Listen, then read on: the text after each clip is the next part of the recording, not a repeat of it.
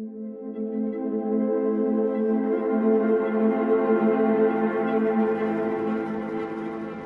can be a strange world out there. And every delicious mystery might just have a nugget of truth. This is Cryptid Nuggets.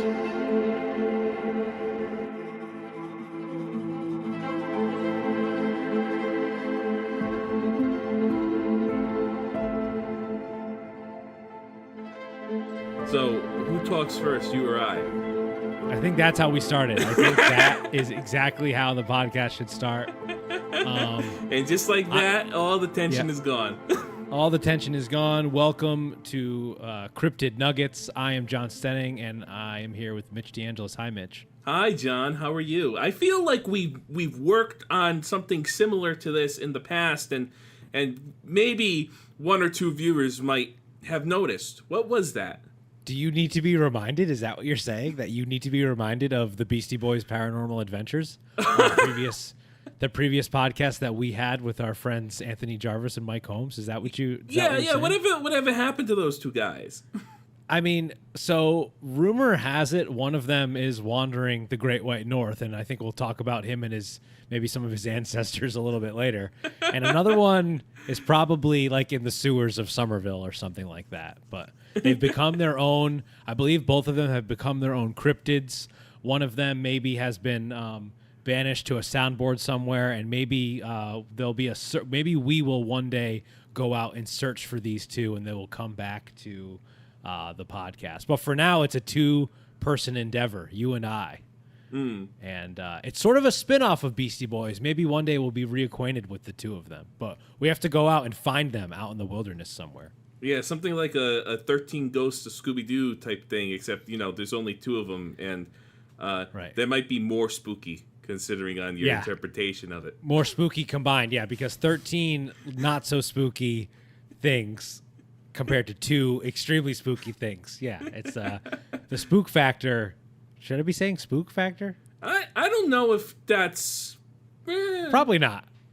Probably not. But where else would we be if not almost getting canceled on the first episode? Well, yes, that's par for course. Par for course.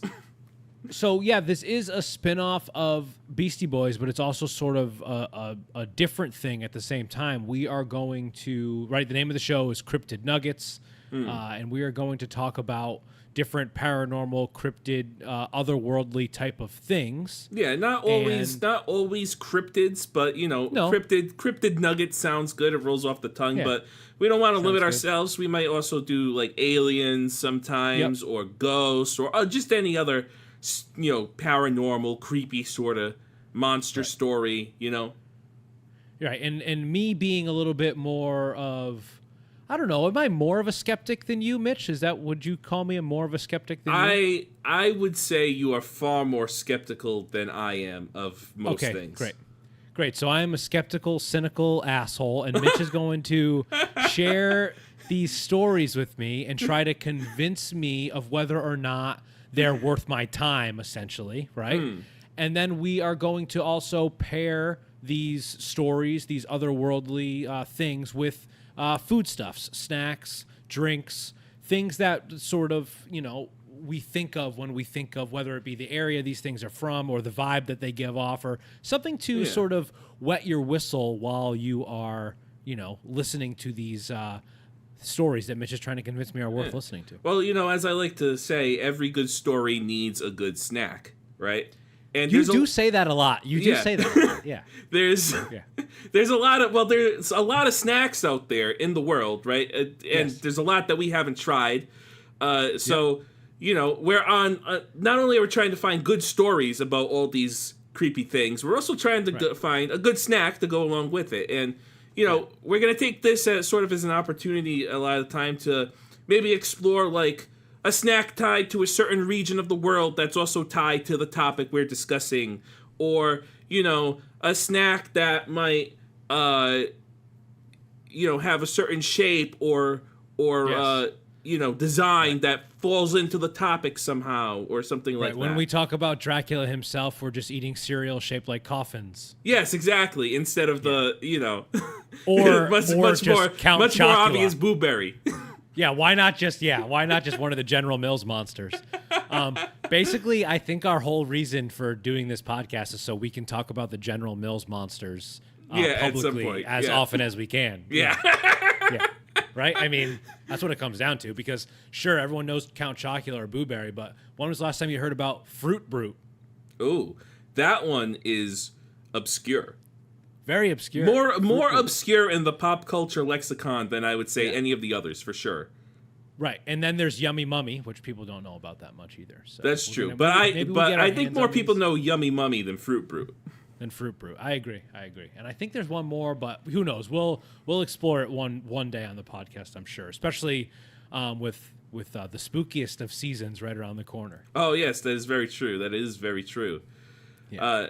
So, speaking of exploration, right, I wanted to open up our discussion of today's topic here with just a little statistic, right? Okay. In that, this is something I read recently, is that did you know that a quarter of the continental United States has never been foot surveyed? Which means that no one has ever actually... A quarter of it, right? Wow. An entire quarter of the continental United States has never been foot surveyed, which means that, no one has ever actually been able to reach these remote locations and do actual, geographical surveying of these areas. They've only been aerial surveyed, right? Yeah. So, the reason I bring that up is a lot of people, right?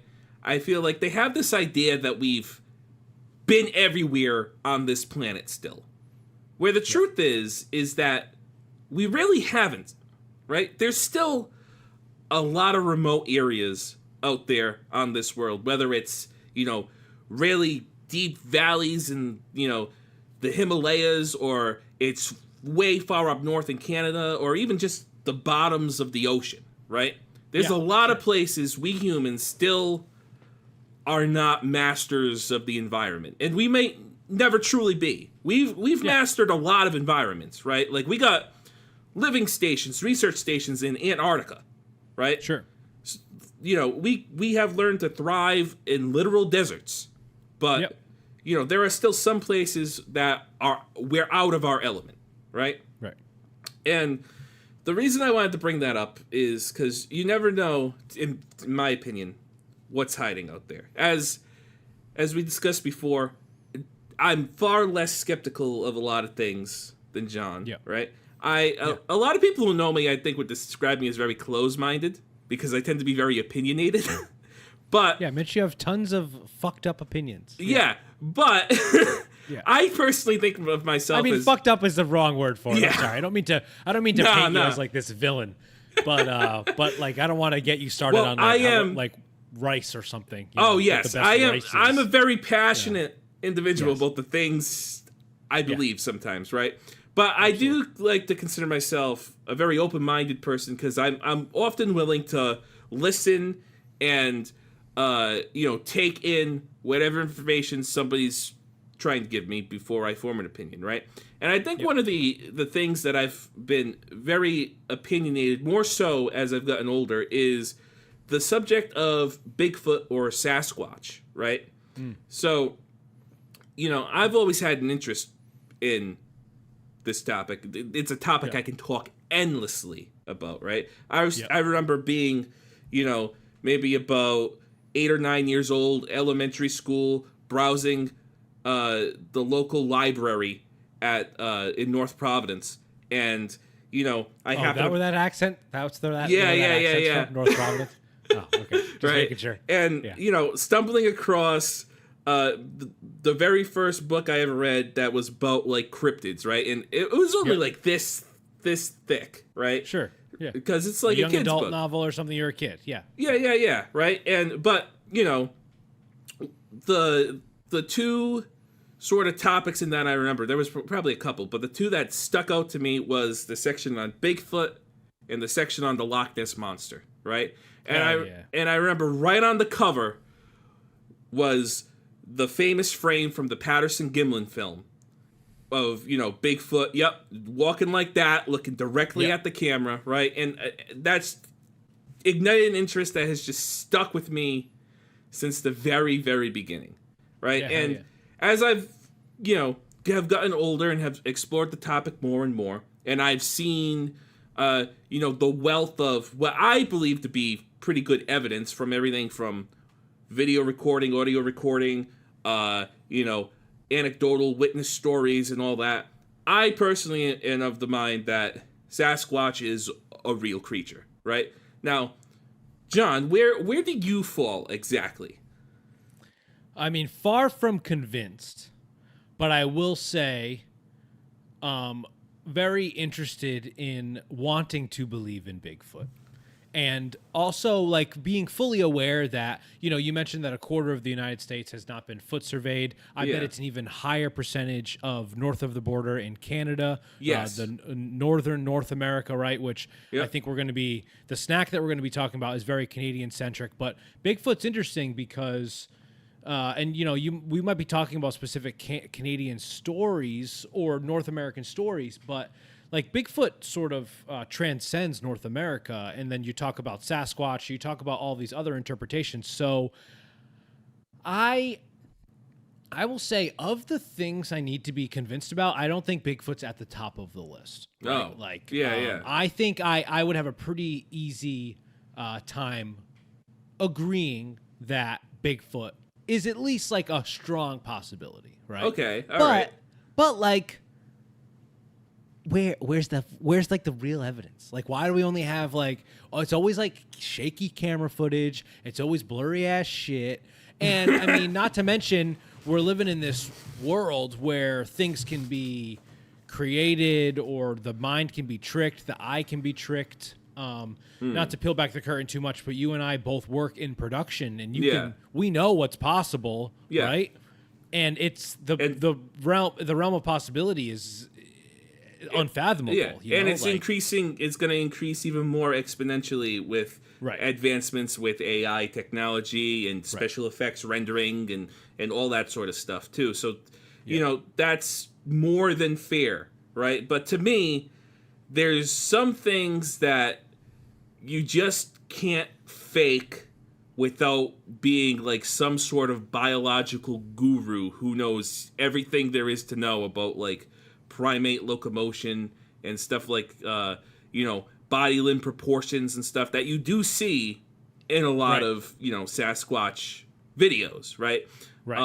And maybe we'll do a sort of like a deep dive someday into, because I feel like Sasquatch is such a big topic, you can't pack it all into one episode. No, not one episode. No, it's a good thing for us to kick off, but it's also a good thing for us to keep coming back to. I think so, right? So we want to pivot sort of to our theme today is, at least for my story that I'm going to share and some facts about Sasquatch, I want to focus on the sort of Canadian side of Bigfoot because, to me, Sasquatch is the Canadian cryptid, right? Okay.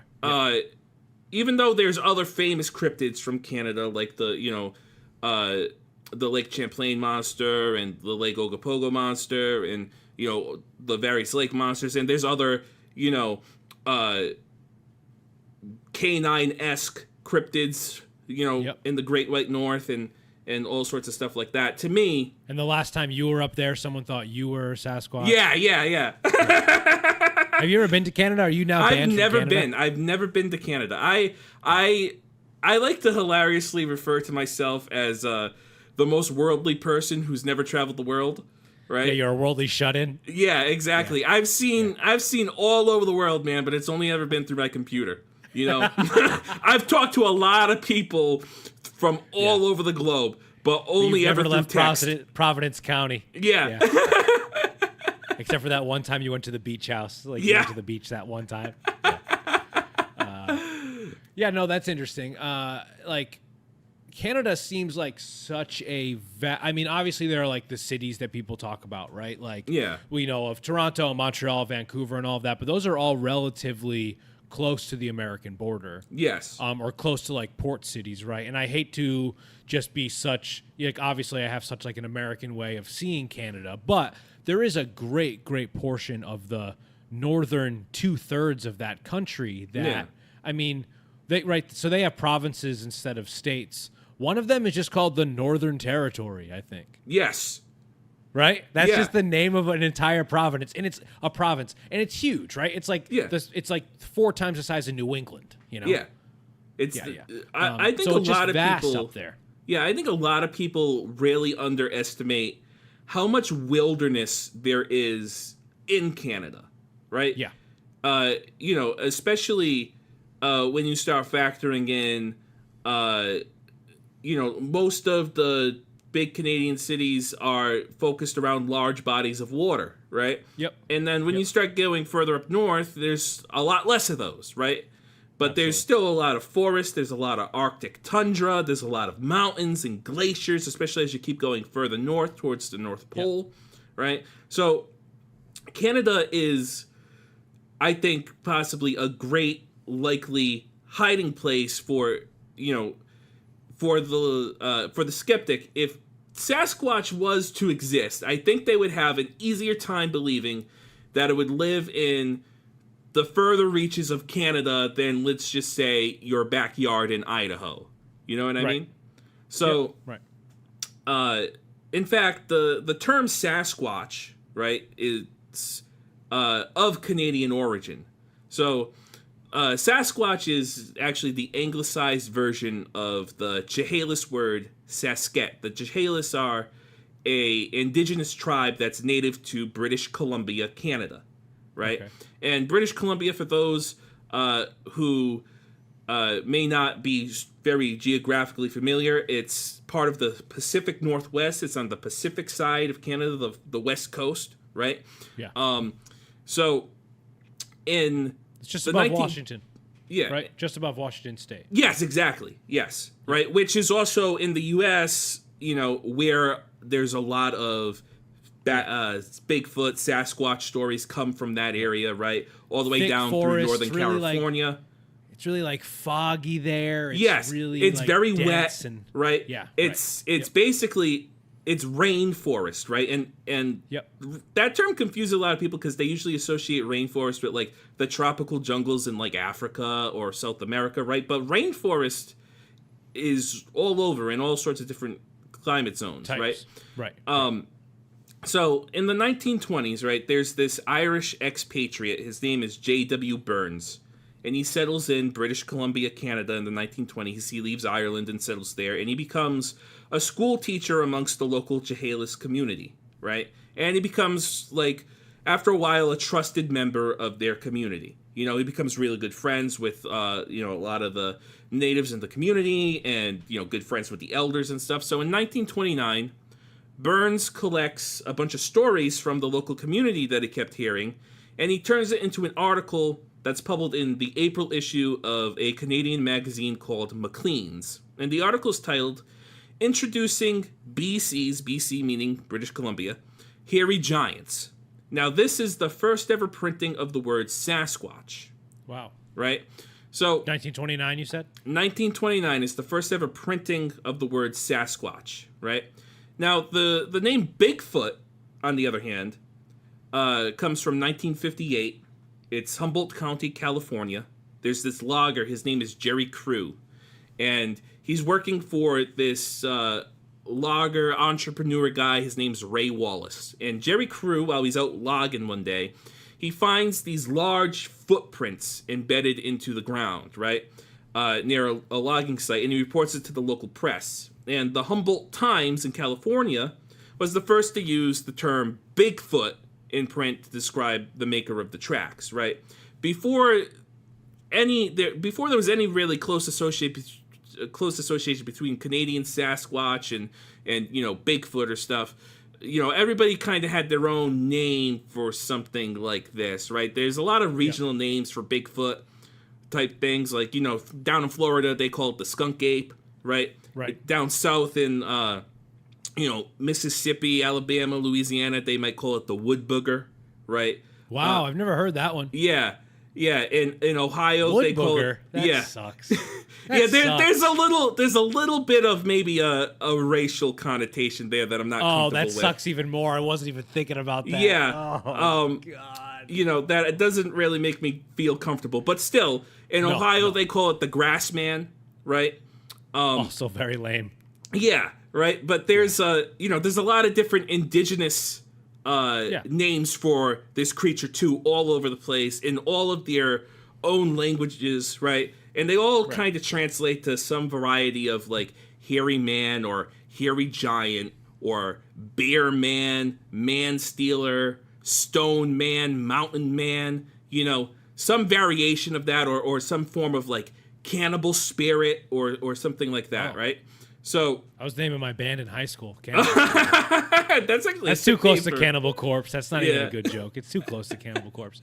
And it's also interesting because, like, we think we have a very modern lens on the way that we pass information, but like 50, almost 100 years ago, if you're talking 1929, right, it makes sense that all these names are different and people aren't like sharing it in the same way because there's not this information superhighway that is the internet. It's just folklore and tales passed down and names that are very regional with like blurred lines and blurred stories, and which I think can like speak to how interesting it is, but also can sort of speak to how like, it's almost like a bad game of telephone where like things are misconstrued and they're told and they're retold, and like people are telling big fish stories, and then like facts are turning into fiction, and then vice versa, and like it's just it's interesting, But so you were saying 1950. What was when Bigfoot was first around? 1958 is when the term Bigfoot was first used to describe the maker of these large. And that was from footprints. Humboldt County. County.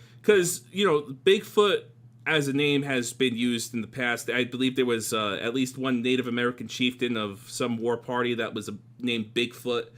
There was also a famous rancher, like cowboy, that had the nickname Bigfoot, right? Yeah. But like this was the first time that Bigfoot was used to refer to whatever made this track, right? So here's the problem sort of with the whole Jerry Crew, Ray Wallace thing, which throws a lot of skepticism at this already. So decades later in 2002, right, Ray Wallace, who is the guy that Jerry Crew was working for, he passes away. And when he passes away, his son reveals to the press that his father had this impressive collection of large wooden footprint makers that he claims was used for decades to fake Bigfoot prints, including the ones that Jerry Crew found in 1958. Footprints like that generational. Thing. Footprints that were famously found at Bluff Creek in California in the 1960s, and footprints all over California, right? Wow. So that throws a whole wrench already for a lot of people into the whole Bigfoot thing, especially because there's a lot of people who out there still think that Bigfoot just sort of came spontaneously into, pop culture existence in the 1950s, and there was never any mention of this beforehand, right? Yeah. Which is untrue, right? And also, in terms of historical depictions of what we have that could possibly be Sasquatch, right? Not only do we have like totem art and, native stuff like that, but the oldest thing that we do have is there is a rock mural that's found on painted rock on the Toole Indian Reservation, which is at the foothills of the Sierra Nevadas in California, right? Yeah. So painted rock is quite fascinating if you've never seen it before, because number one, it's a very interesting anthropological thing, not even from like a Sasquatch thing, but just from, studying the past, right? And seeing these people who lived, we've carbon dated it to be possibly from like 500 to 1000 AD, right? Wow. So, it's quite old, right? And just seeing how the people who lived there at the time documented the world around them, because it's got art of, and it's quite large too. A lot of them are like life-size drawings of things like coyotes, bears, eagles, frogs, all different types of bugs, things that would have been significant to the people living there. But probably the most famous thing that's on that rock is there's this massive drawing as what's known as the family, right? And it depicts this large 8.5 foot tall silhouette of this stocky figure. He's got his arms out like this, right? And he's got these big, menacing looking eyes, right? He's got these long arms and these short legs. He's known as the father. And next to him, there's another smaller figure, small being relative. This one's about 6 feet high. It's drawn in the same sort of style. That one's called the mother. And next to them is an even smaller 4 foot high drawing of a similar creature that's been termed the child or the baby, right? So to a lot of people, it feels very obvious that this is a depiction of these people's version of a mountain giant-esque creature, right? Sure. Yeah. Whether it was something that they thought was literal, like a real creature that they saw all the time that they felt the need to draw like a coyote, or whether it was a more mythological thing for them, remains to be seen, right? Now, I am of the mind that everything else on that rock wall is real things, right? So why would this one not real thing to them be there, but all these other real things are, But the fact that goes back so far in the past, right, kind of shows that, this idea of Bigfoot, Sasquatch has been around for ages, right? Yes. And there's been Bigfoot, Sasquatch, wild man sightings on every single continent in the world except for Antarctica, right? And I mean, give it time, I'm sure. But yeah. Right? So there's a lot of, if you go back and explore old newspapers and journals from like America and Canada, there's a lot of stories that are, sightings of wild man sighted down by the train tracks, 1829, or like escaped locals fear, escaped gorilla may be on the prowl, right? Or things like that. And there's some great books out there that go and catalog a lot of these reportings and sightings that sort of compile them into an easy to read, digestible format. And when you look at them, wild man stories seem to be more common than you'd think back then, right? Even in like the 1800s and the early 1900s, when you'd think, we as, a technologically advancing civilization are coming out of, the past mystique of like, a world full of monsters into a world dominated by like Far science and engineering. Ages. Yeah. Right. But, it's I think a lot of people would find it surprising how many stories like that there are that are really not that old. Like 200 years might seem a long time ago to us living now, but in the grand scheme of like, society and development and civilization, 200 years is not a long time at all. Right? So, all that being said, I want to jump into what is not necessarily my favorite Sasquatch story, but one of my favorites, right? And it's one of my favorites because I think, number one, it's really interesting, and number two, because it's very event-driven and exciting, right? Yeah.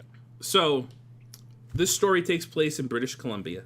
The year is 1924. It's been a lengthy year doing construction jobs for a logger whose name is Albert Ostman, right? And Albert is an avid outdoorsman, right? He knows his way around the woods. He's been logging and building things and working with his hands his entire life. He's done some stints prospecting. He's done this lengthy, tiring job. He decides, well, I worked for like a year straight, no break. This was back before there were a lot of labor laws, right? There was no real like unions. So he decides he's going to take a vacation and he's going to go prospecting for gold around the Toba Inlet of British Columbia for about 3 or 4 weeks, right? So he decided to go prospecting because he heard some stories from some locals that there was this prospector who apparently found this lost gold mine out on the Toba Inlet, and he would come in all the time with these, bags of prospected gold that he would trade for money, and he would always have plenty of money to go out drinking around at all the saloons and all that kind of stuff, right? Which is for a bachelor like Osmond, is an exciting life back then, right? For sure. However, after talking to a native guide that he was planning to hire to take him up there, the guide said that one day that prospector, he left for his mine, but he never came back. And the guide claimed that some people think a Sasquatch killed him. Now, Osmond said he had never heard of a Sasquatch before this moment, right? So he asked the guide to explain what kind of animal it is, and the guide replied, "They have hair all over their bodies, but they are not animals. They are people. Big people living in the mountains. My uncle saw the tracks of one that were 2 feet long. One old Indian saw one over 8 feet tall." So Osmond, kind of very skeptical, as I think most people would be, right? He says that, all right, maybe this was real like thousands of years ago, but those aren't alive today. Like, come on now. And the guide, responded, "There may not be many, but they still exist." So Osmond says he's not worried about this. He hires the guide to take him through the Toba Inlet to the rough area where that lost gold mine might be. So, Osmond, like I said, is not an inexperienced outdoorsy guy. He's a hunter. He's a fisher. He takes plenty of supplies with him, multiple cans of food, cooking utensils, cheese, macaroni. He's got shoes with hobnail soles, which are spiked soles to make climbing. What the?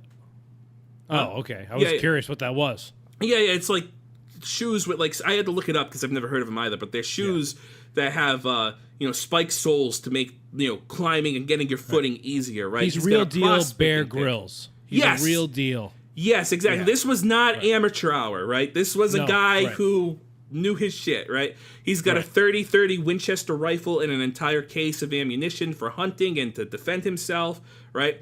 Now, important to our story is that Osmond's also a fan of smokeless tobacco, which back then was called snuff. And if you don't know what it's like, it's basically you sniff it, right? You huff it. So he had multiple tins of that with him as well. So, his guide escorts him to this area, and he tells the guy, all right, I'm going to be here for 3 weeks. After 3 weeks, you can come back, and you can collect me. I'm going to spend 3 weeks looking for this gold, living off the land, maybe do some prospecting, maybe do some hunting, right? So for roughly the next week, Osmond's trek around this area is kind of uneventful, right? He explores some nearby hills and valleys. He eventually crosses a mountain pass into a new valley that he kind of sees through a clearing, right? And that's really when the story picks up, is he's entered this new valley that he saw through this mountain pass, right? And he makes camp there. And over the next 3 days, something starts coming to his camp during the night, right? So the first night during his sleep, right? Well, after he sleeps. So the first night he goes to sleep. The next morning he wakes up. He finds that something's been to his camp and has gone through several of his belongings, but nothing's missing, right? So he thought it might have been a small but curious creature, like a porcupine or something, right? There's no tracks anywhere, and it wasn't a bear, because when a bear comes through, they make a mess, right? They rip things up. They, scatter your shit all around, right? So he started to plan to catch and cook the porcupine if it returns. So he started sleeping with his rifle and a lot of his supplies in his sleeping bag, right?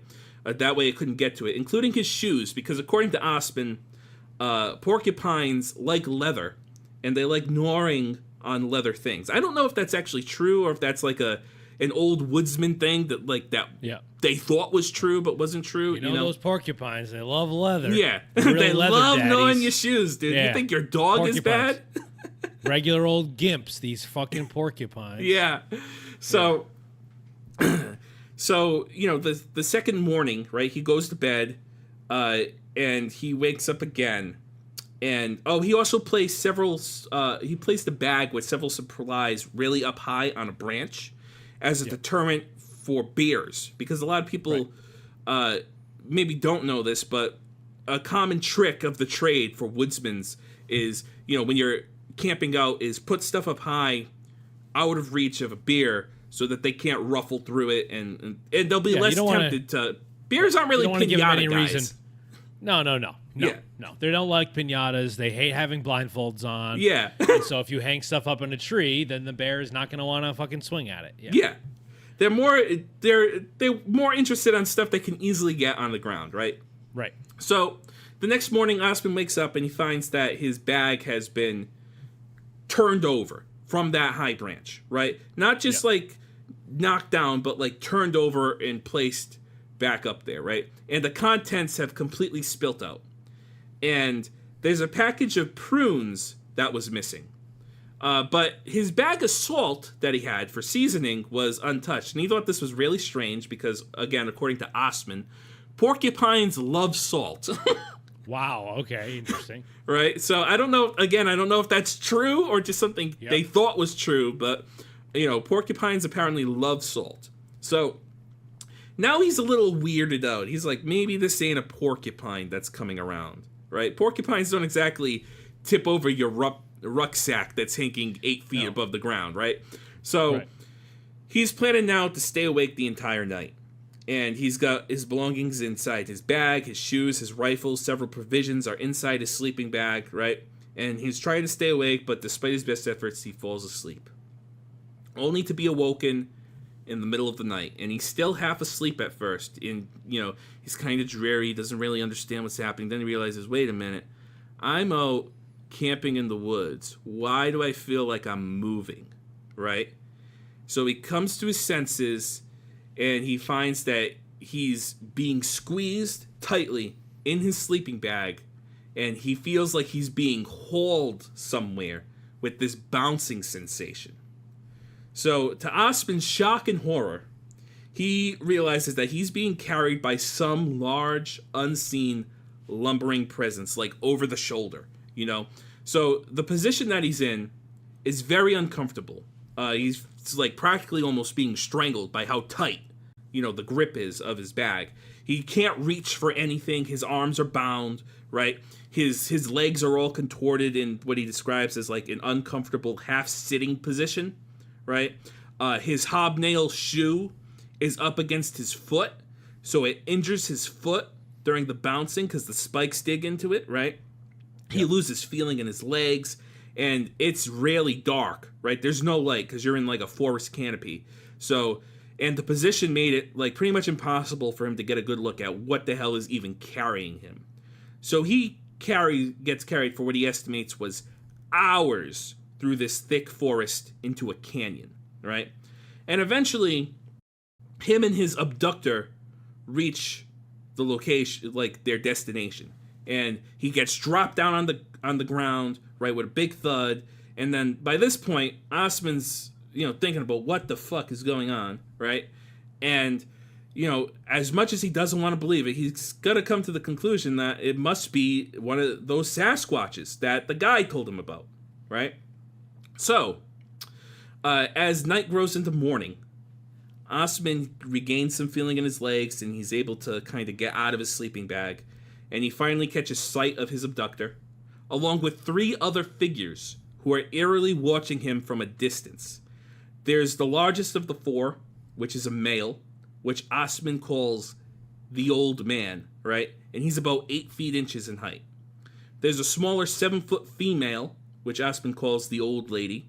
Then there were 2 juveniles, a male and a female, who are about 4 feet in height.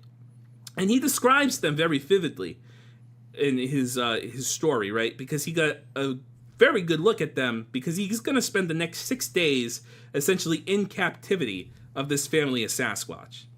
He described them as Jesus. Yeah, he described them as overly hairy with long hair on the head and shorter, dense hair all over their bodies except for around the eyes, the palms, and the fingers, and the soles of their feet. They had large foreheads, which sloped upwards 4 to 5 inches above the top of their head, and large jaws. Now, Osman's description is very reminiscent of a gorilla with its sloped forehead and its sagittal crest, which is the part of the gorilla's conical head that goes up like that, right? And is also a common feature in a lot of Bigfoot reports, right? He also describes the teeth of the older male as having particularly long canines, which, if you've ever seen a gorilla or a chimpanzee or something like that, they also have those. And we have, as humans, even we have kind of sharp-pointed canine teeth as well, right? Sure. Yeah. So he also notes that the big toe on these creatures was very long and large and very well suited for rock and tree climbing because it was very flexible, right? Because he would watch the younger ones climb all sorts of rocks and canyons and trees while he was there. So Osman also says he didn't feel like particularly threatened by them, but he also said that he didn't feel like he was free to leave at any time. Oh. Right? So he also claimed, interestingly, that these beings would communicate with each other through, like, he called it chatter. It was like, a mix of vocalizations that wasn't quite like a language that he would recognize, but it's still interesting to think about, right? So for the next 6 days, he's observed by the family, and he's kept from leaving the valley that they took him into.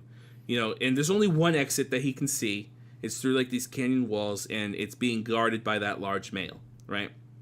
Now, the juveniles were very interested in Osman and his belongings, because he had a lot of them with him still, because he took it all in his pack, right? So they watched him eat various canned foods, right? They followed him to a nearby stream to get drinking water, and he would give these juveniles, leftover things from his supplies, like empty cans, or like, there's a part in his story where he takes the can of something and fashions like a little spoon, and he ends up giving it to them, right?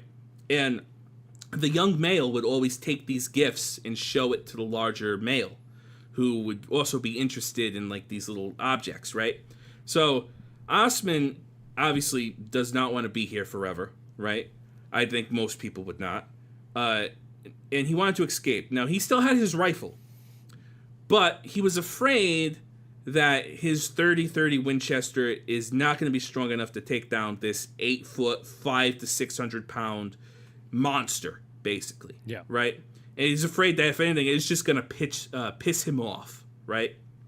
So he hatches a clever plan instead. So both the juvenile and the adult male become interested in Osman's tobacco, right? So his snuff, right? So after observing the adult lick leftover traces of snuff from an empty tin that he gives to the juvenile, he comes up with a plan to, if he could get the male to eat, an entire tin, right? It would probably kill him. If not kill him, at least make him very sick, right? Yeah. So on the morning of the 6th day, he gets a lot of the rest of his supplies. He makes a large breakfast for himself. He's got an empty can that he uses as a pot of coffee, right? He's built himself a fire by this point. The creatures come the closest they've ever been, like within 10 feet of him, he says. And he's very, he's like overacting, like how delicious his breakfast actually is to get them even more interested, right? Yeah. So, after he finishes breakfast, he takes, a little hit of his snuff, right? And then that's when the adult male comes even closer, right? So he decides to give the adult male the entire tin of snuff. And the Sasquatch grabs it and just eats it all in one big mouthful, right? He just dumps the entire thing down his gullet. One large gulp, right?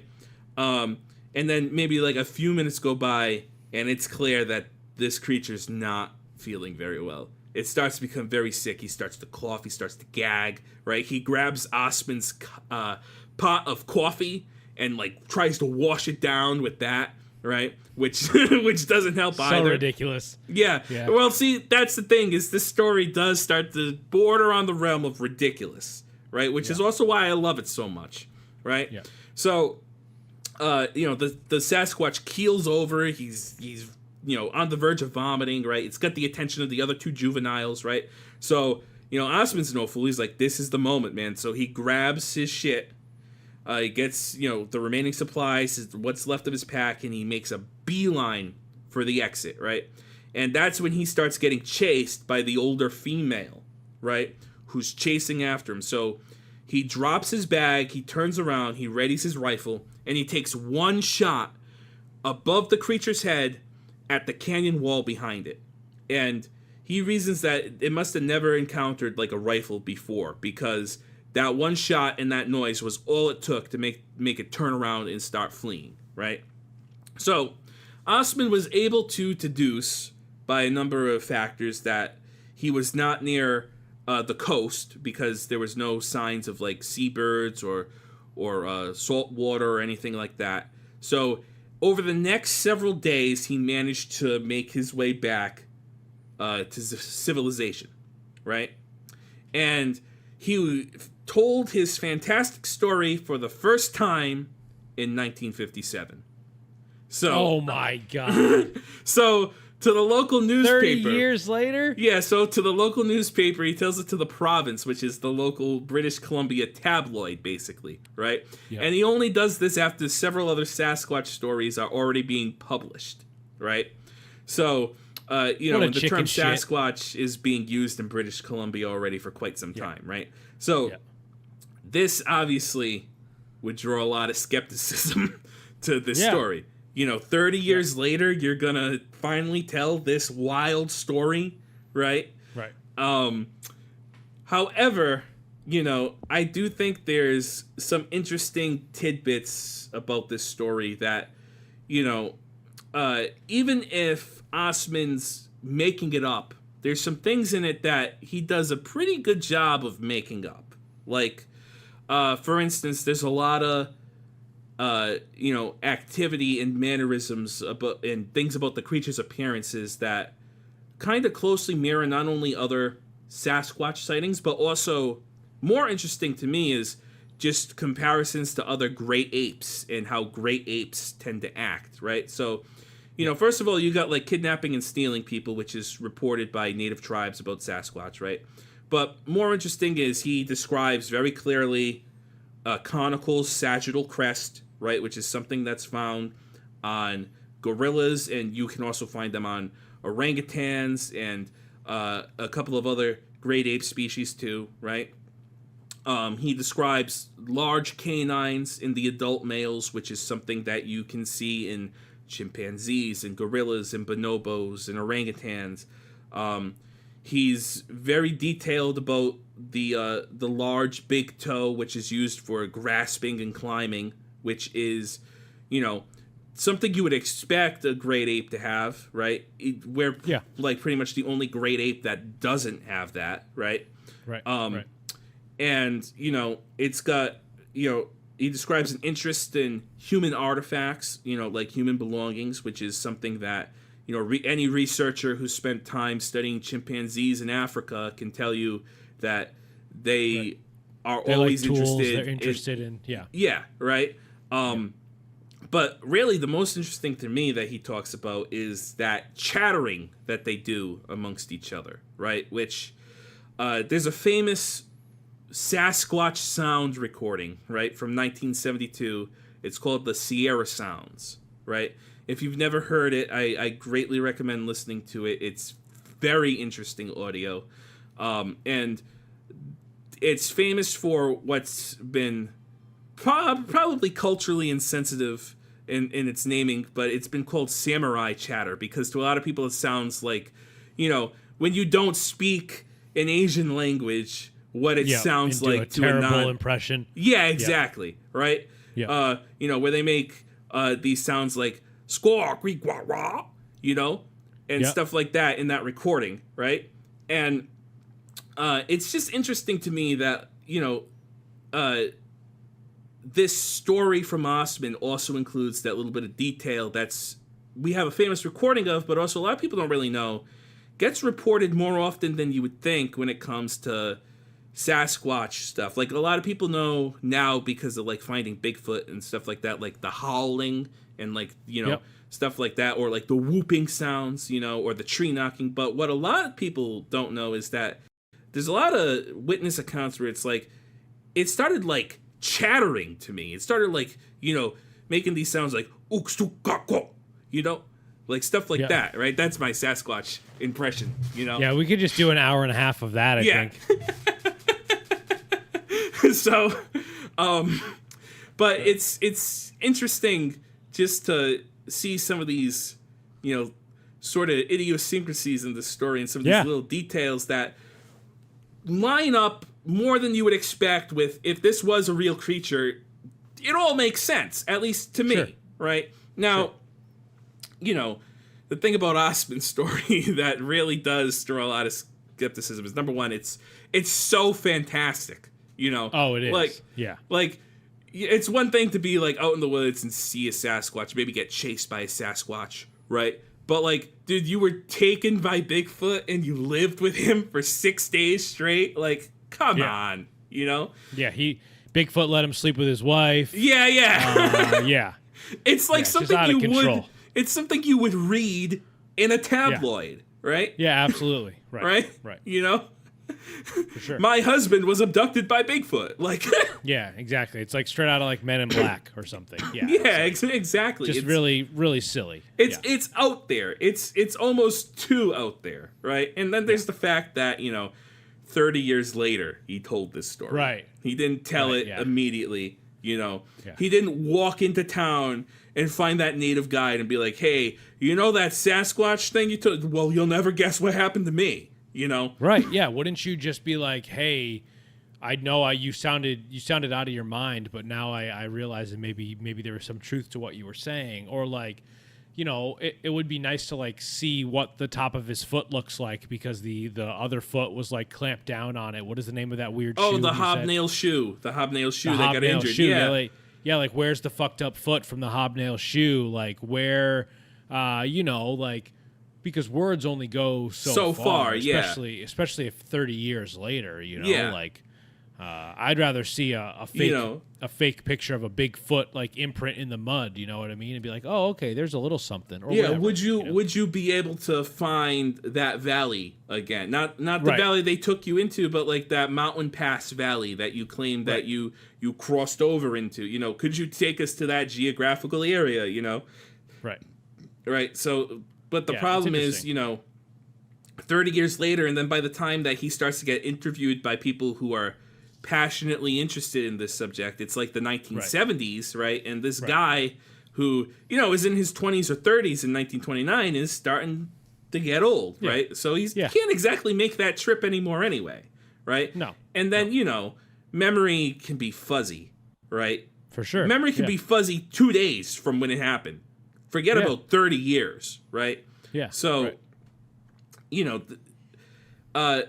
one of the things I love about this story too is like it takes place sort of according to Osman, right? It takes place before all the Bigfoot hullabaloo, right? Yes. Sure. If we're to take him at his word, right? Yeah. So, I'll leave it up to people if they want to take Osman at his word. I don't even necessarily know if I do, right? Right. But it's one of my favorite stories to tell, for sure, about this subject. Yeah, because I think it's one thing just to be like, oh, I think I saw something out of the corner of my eye, but it's another thing to be like, oh, I lived with them for 6 days and like interacted with them in like these different ways where like it seems like they had like personalities almost, like, but then it like, if you're thinking, is it like a Bigfoot? Is it some sort of person or like family or like Homo sapien-esque, you know what I mean? Because exactly. when you're talking Bigfoot, you're almost talking something that's like in between a great ape that you talk about, like a gorilla or an orangutan, or even like something extinct like Gigantopithecus. Yep. But a cross with Neanderthal or Homo sapien, or something like, from our genetic past that's sort of lost the time, the missing link almost. Yeah, missing. Yeah. And then you even, you hear stories of, animals that they've thought were extinct, like let's say predatory mammals, like the what's that, like Tasmanian tiger? The Tasmanian tiger. They thought went extinct maybe in like the 30s, but then there's like photos of like one from 1969, and and well, people it's just like still this see vast them. wilderness. Yeah, they still see them. They think they see them, and like, how can you ever really know something is extinct? And when you think about like animals or even like plant species coming, like invasive species from other areas, like, I mean, who knows how that evolves? Like you could be talking about some traveling circus in the 20s that had a train that derailed with orangutans, and then they started living in like the Vancouver Inlet. And to me, that's somewhere more believable than this species of creature that like we don't even have like a DNA strand for, you know what I mean? That's because fair. like they find fucking salamanders that they haven't seen in like 50 years. You're telling me you can't find an 8-foot, like you can't find a fucking skull? Where are the skulls, Mitch? Where are all the bones? Well, see, that's something bones? that I understand why people have a lot of problems with stuff like that, right? Yeah, and I mean that's like that's stuff that does bother me sometimes too. Yeah. Where is the physical evidence, right? And there's always an excuse. There's always like an answer, like, because that's how I feel like anyone who's like super into conspiracies or like off the cuff, it's all like reverse engineering, So it's like, well, they have sacrifices where they burn the bones and bury them in the bottom of a lake, so you're never gonna find them. And it's like, see, I don't okay. necessarily believe that, right? Sure. I mean, is it possible that some people have theorized that they might bury like their deceased, right? Which I feel like could be a possibility because they are more human than most, right? If they're observing humans doing things, maybe they're copying things that humans do, right? So, but at the same time, where it is such a mind-boggling. Where is the bones? Where is the feces? Any sort of where evidence. is the the remains of their last eaten meal? Right. Because if this one was eating all that snus, he probably shit his brains out. Yeah, exactly. Snus or snuff? What is it? Snuff or snus? Snuff. With an F. Like a snuff film. Yeah, exactly. Gotcha. Right. But it's just like I said, like, where is the physical evidence, right? And that's a thing that I think a lot of people rightfully have a hard time with, right? Yeah. But at the same time, even in a controlled environment, a deer carcass decomposes and becomes unrecognizable in 7 days, right? Right. If you're out in a region like wetlands or something where something really remote, right? Right. Where there's a lot of moisture in the air, where there's a lot of insects, where there's a lot of critters to do that job, right? Yeah. A body can disappear after an hour. Maybe not an hour. Why do you know that? Well, you've done too much research on how quickly bodies can disappear. No, but you're right, because I think a lot of us think about, like, you might think like, oh, well, there's all of these fossils from dinosaurs, right? But those are because they were fossilized. And they were preserved. Which is they were preserved in a specific very way. rare thing to happen. Right. Very, very rare. Much different than, like you said, a moist, boggy type of atmosphere, and then something dies there, and then like half of the carcass is dragged in one direction, the other half is eaten by bugs, and or it sinks down into a lake or decomposes there or whatever, exactly. for whatever reason. And if they are a relatively rare species, endangered species, nearly extinct species, then the sample size is so small, you're not going to come across them as often as even things that are fossilized that is rare enough as it is. But we know it, like, at least if you believe in dinosaurs, we know that there like we're a bunch of them that roamed the earth for millions of years. I think it's chimpanzees. We don't even have a single fossil for, right? Really? I think it's either chimpanzees or bonobos. It's one of the two. Yeah.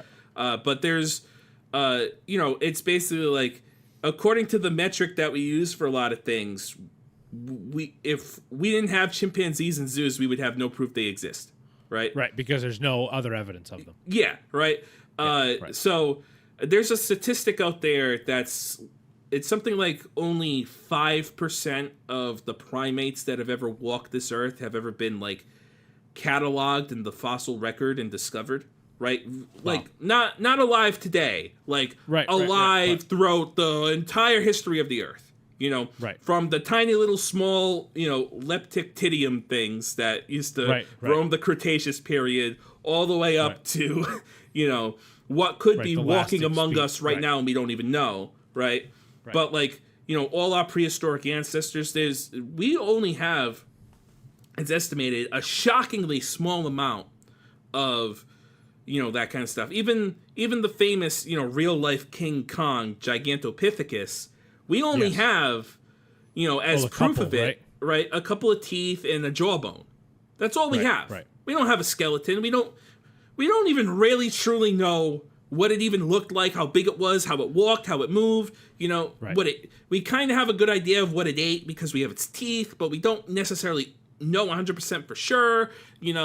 So there's a lot of room for flexibility, I think. Sure. If you look at it with any degree of healthy skepticism, I think even a skeptic would have to agree that at least when it comes to this, there's a lot more room of flexibility for Sasquatch than there is for, let's just say, something like the Dover Demon, Right. Or, something like really out there, like the Loch Ness Monster, Right.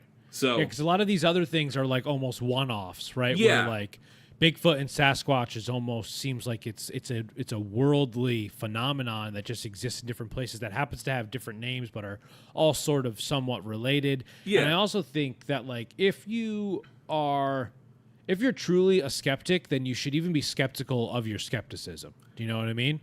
Right? I fall into the same camp.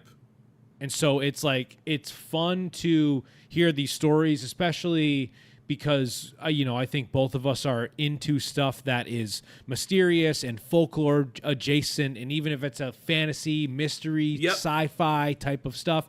And it all sort of checks those boxes, and it leads you to have hope that there is additional mystery and like nuance out there, and like there are things that have yet to be discovered, and it keeps your sense of like imagination, which is like a very childlike thing that makes you feel less like a fucking cog in the machine that is the world, and more of like a free thinking, you know what I mean? Like, I'm with you. Yeah, so like hell yeah, like let's feed into this, and like let's talk about more stuff like that on the podcast. Like let's watch movies that are Bigfoot, because like it's fun to imagine those things, because otherwise if you're like no, I don't know, I don't believe in Bigfoot, then you never enjoyed Harry and the Hendersons, and that's a sad world to live in. Yeah, exactly, dude. Exactly. Yeah, right? It's a sad world. Yeah. Yeah.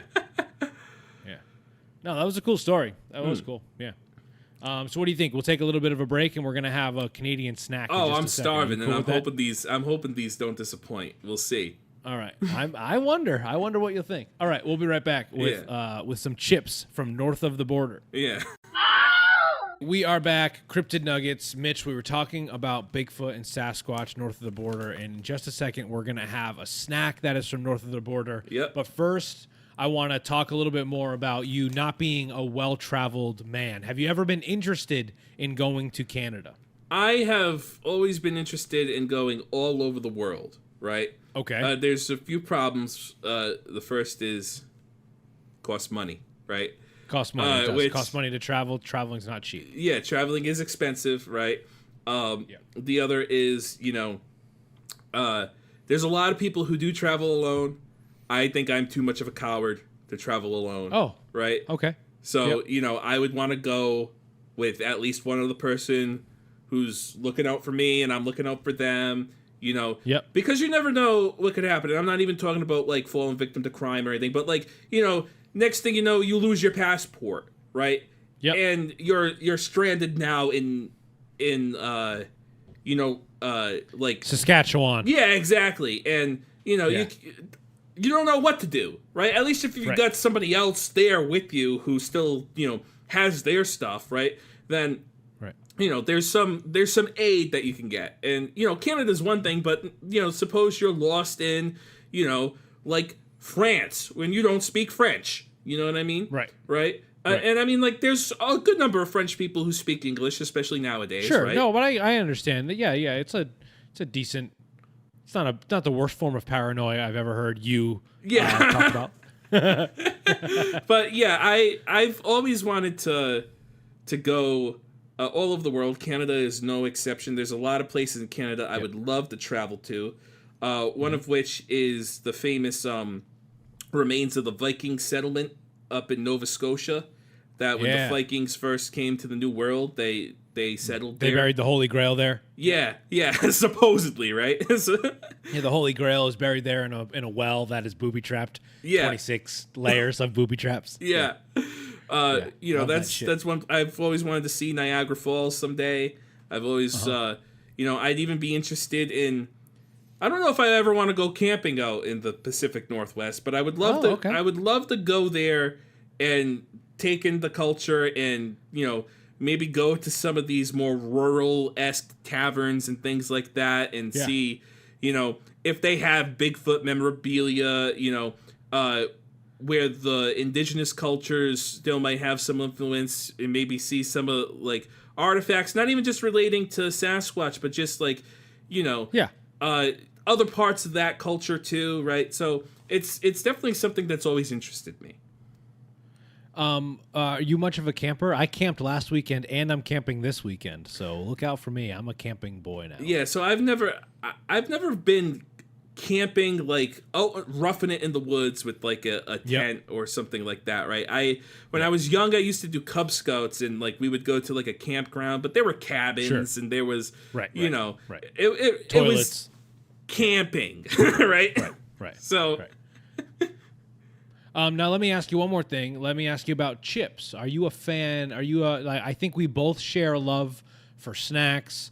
I mentioned earlier that we work together, and we are very lucky that in our job, food is covered a lot of the time. Yes. People may think we're spoiled, but it's really so that we can just be controlled a little bit more by the companies that hire us. That is why they do it, right? They don't want you fending for yourself. They want you to just say, okay, here's where the food's going to be.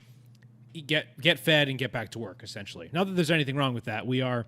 Yeah. But we talk about food quite a bit at work. Yep. We get like lunch menus at work that we talk about before we order, and we get snacks. And so what are your thoughts on chips in the abstract, if you will? Are you a chip? Would you consider yourself a chip fan? Okay. I would call myself a chip fan with an asterisk, right? Because I'm sort of picky about the chips I like, but the chips I like, I tend to like a lot. Like, for instance, I almost always prefer like ruffled chips or wavy chips over like flat chips, right? That's good news. That's good news based on what we're gonna try here. Or I also tend to like crispier sort of chips rather than you know, with like a nice crunch to it, like a thicker chip, you know. Gotcha. Like instead of like the really thin wafer like chips, you know, like like a regular basic Lay's is a little too thin for you. Yeah, exactly, right. I like the but a kettle cooked. Yes, exactly, right. Kettle cooked with like sea salt, right? Like hell yes. Like this might be a little too local for some people, but around here we have like the Cape Cod chips. I think Cape Cod is big enough where people know like those Miss Vicky's and stuff. Or this kettle style has gotten a lot more popular. But yeah, those are great. Yeah, those like I love those, right? You know, I also like corn chips a lot, right? As opposed to like just a tortilla chips. You mean? Yeah, like yeah, exactly. Or like a Frito. Like Fritos and which I classify as chip adjacent, you know, or Doritos sure. or even like some of the more wheat-based ones like the Sun Chips are good. I like those, right? Haven't had a Sun Chip in a while. What's your go-to Dorito flavor? So, you know, I get a lot of flack for question. it. Yeah. You should have known you were walking into something. I get a lot of flack for it from some people because they're too hipster for my taste. But I really like Cool Ranch Doritos, right? Cool Ranch is great. Cool Ranch is I like Cool Ranch more than nacho cheese, but nacho cheese is really good. Oh yeah, no, like it's hard to beat just flat out nacho cheese Doritos, but I really like Cool Ranch Doritos, you know. Yeah. And I also like Tostitos. You know, going great with all sorts of dips, right? So I would say I'm quite the chip guy. Yeah, myself too. I would consider myself a hashtag chip nut. I would consider myself a chip nut for sure. I think, when we first thought about doing this podcast, it almost like came together really easily, right? Where we were okay, let's talk about Bigfoot because Bigfoot's really well known. And then we were like, what can we do for like a snack that links to it and something that's like Canadian, north of the border? Other than what we're about to try, were there things that you thought of when it comes to like Canadian snacks? Is there anything that comes to mind when you think about that, or is that not really on your radar so much? So, as worldly as I like to proclaim I am, right? Yeah. Foreign snacks are a thing that, my knowledge is usually lacking on, right? Sure, great. That's what we're here for, baby. You're gonna tell me more about Bigfoot, and I'm gonna tell you more about shitty foods to put in your fucking face. Have you ever heard of ketchup chips? Have you ever had a ketchup chip? We discussed you and I discussed ketchup chips briefly one time. Yes. But you enlightened me a little bit on them. But I've never had one. I've never tried one. I kind of know the basic gist of it, which is it's like the ingredients of ketchup are used to make some sort of seasoning that's applied to these chips. Yeah, it's almost like a dehydrated ketchup that is like powdered and then is put on chips. Normally like a wavy or like a Ruffles type of chip.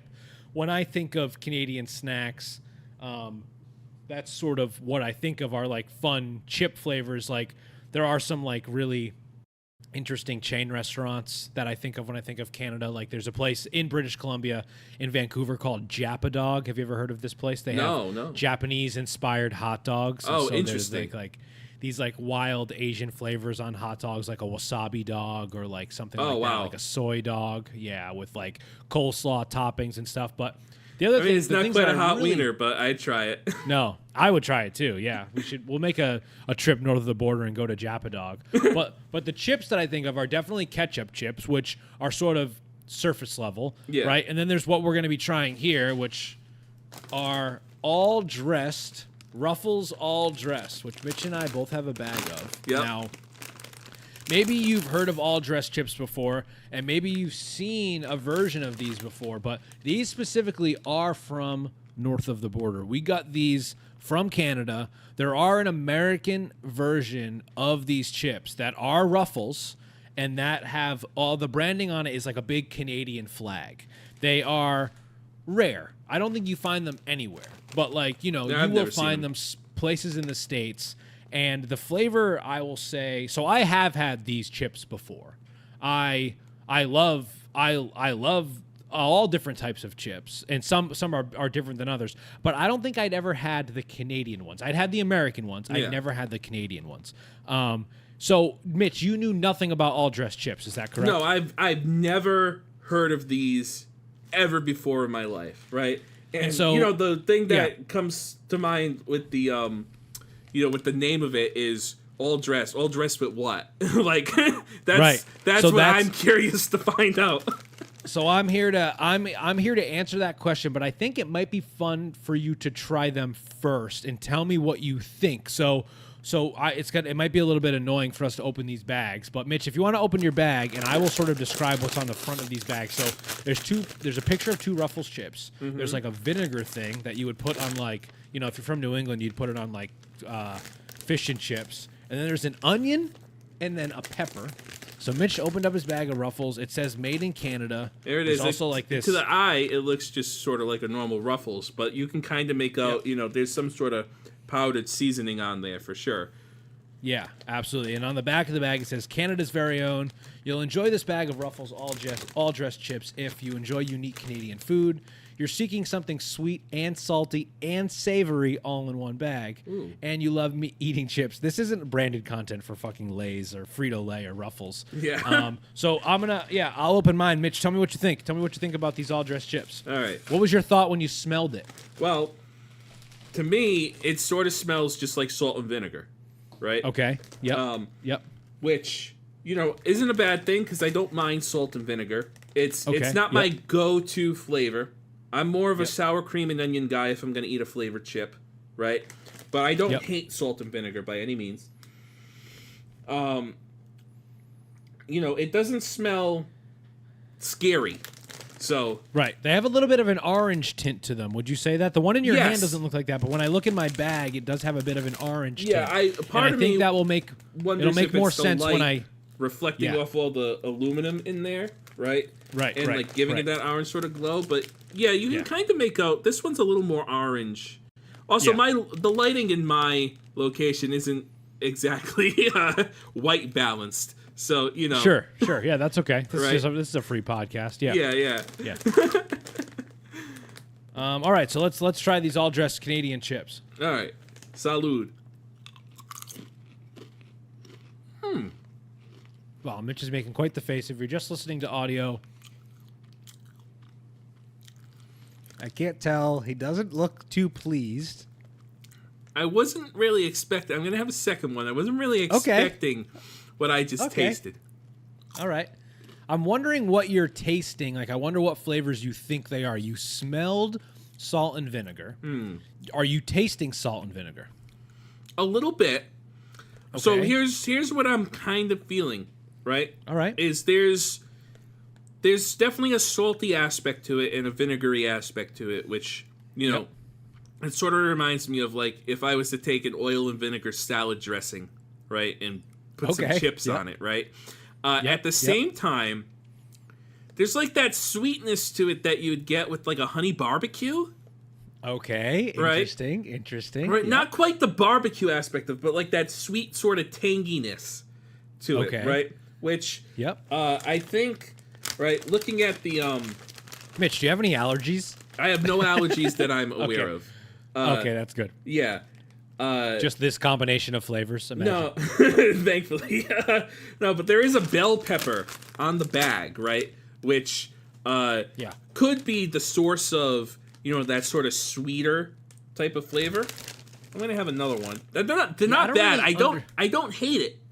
Right? I don't really understand why the bell pepper is on the front of the bag, knowing what the flavors are, right? Because this is a combination of flavors. It's like a Dr. Pepper of chips, if you will. Yeah. It's not 23 flavors like Dr. Pepper, but you are right in assuming salt and vinegar is one of the flavors. There's a bit of an oniony kind of taste there. And maybe even a hint of, is there a hint of like sour cream-ishness? No? Wow, that is the second one is sour cream and onion. That is another one of the flavors. Can you try to guess the other two flavors? You sort of touched on it a little bit before, but of the four flavors, we know salt and vinegar, we know sour cream and onion. Those are confirmed. What would you say the other two are? Oh, so, you know, that sweet tanginess gets me, right? Because it's not... I don't really taste barbecue, right? Yep. So, I think it's all going to make sense when you hear what they are. I think it's going to make sense. yeah, so I'm thinking it's like some sort of like sweet and sour or some sort of like, you know, I'm trying to think of like what another sweet tasting sort of chip thing is. Like, I don't know, I'm at a loss. I mentioned it earlier. It is ketchup. It's their ketchup chip. Ketchup is one of the flavors. Yeah. Okay, that makes sense. That makes sense, actually. And then the fourth one is just regular barbecue, and I think you're just sort of flavors are sort of combining and so it to feels form like that a honey barbecue-esque honey flavor. barbecue because the ketchup chip is a little bit sweet. The barbecue has that smokiness to it, and then salt and vinegar and sour cream and onion. So those are the four flavors that comprise of a traditional all-dressed chip. Now, there are a bunch of different brands of all-dressed chips. There are these Ruffles from Canada, I think, are the most popular. They're the American Ruffles. But then there are these other brands in Canada that have them, and the flavors might be just, like, skewed a little bit here and there, you know, like RC Cola compared to Coke, compared to Pepsi, sort of different flavor palettes, but doing the same thing. These chips do date back to the late 70s. The exact origin is unknown, but potato chip maker Yum Yum from Canada first released a version of these in 1978. There are many claims that the flavor on chips existed beforehand, but it seems that Yum Yum was the first to like package and sell them officially. Yeah, and really market it as its own thing. Really market it as its own thing. Yeah, and it sort of harps on that or piggybacks on that Canadian love for the ketchup chip. Yeah. But then combines it with those three other flavors. So, what do we think? Maybe we can rank these on a video game scale. Mitch, you like video games quite a bit. I love video games. So I think we can go forward and rank our snacks on this podcast from S tier, A tier, B tier. What does it go down to? I don't like video games as much as you. I mean, you can go all the way down to Z tier if there's enough things to fill the tiers, right? Right. That's true. Right. So for those not in the know, for like how a tier list works, right? Usually it's alphabetical. And there's different tiers which denote how good something is, right? So like if it's a competitive game, it might be talking about like how good statistically, based on tournament results, a character might be as opposed to another character in a video game, or something like that. Or for some people, they might just use it to categorize how much they like the design of one character over another, yes. or how much they like a certain game in a franchise above another game, right? So, usually, it's like A is like the best, right? Yeah. And then the further down in alphabet you go, the worse it gets. But then the very like top spot is called tier. S tier, which essentially is sort of like super tier. Right, which is it's like so much better than the rest, right? Right, that it's it stands all above. the way at the top, right? Yes. And I don't really know what my S tier snack would be, right? Oh, okay. So I can't really fill that spot. I know plenty of A tier snacks, and I know plenty of like G tier snacks, which are not very good, right? At least to me, right? These. I would comfortably rate these as like a B tier potato chip. Like, okay, I could see myself eating these when they're available, right? Am I gonna start importing these from Canada every month? Probably not. No, right? If I ever found myself in Canada, would I grab a bag at a convenience store? Probably, right? If it was there, okay, right? Yep. Am I gonna start making shopping trips over the border to go buy these? No. You're gonna travel 8 hours north or whatever. Yeah, exactly. Yeah. Right. Yeah. If I had the opportunity to eat these again, would I? Sure. Yeah, hell yeah. Now, I have had the American ones. I will say the flavor of these are much more, and believe it or not, subtle than the American version. Doesn't the American shock me at version all. has a lot more, I think, just seasoning in general, especially that like sweet and tangy combo of the ketchup and the barbecue. These, I think, are much better. I would, based on like my memory of having the American version, I would put the American version at a B tier, and I would put these at an A tier for me. I think All Dressed is like a top-notch flavor combo. And it's just, to me, it's interesting. I like all of those types of chips, so combining them together.